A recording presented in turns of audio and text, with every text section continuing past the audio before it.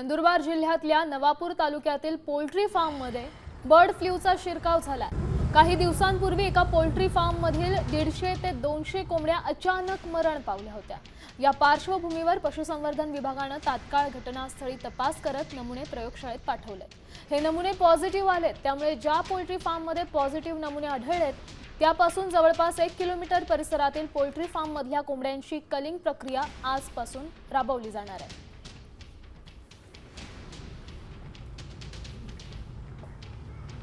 मध्ये 3 पोल्ट्री फार्मचे जे सॅम्पल आम्ही पाठवले होते ते आज सकाळी त्यांचे जे रिझल्ट आले ते पॉझिटिव्ह आले बर्ड फ्लूसाठी।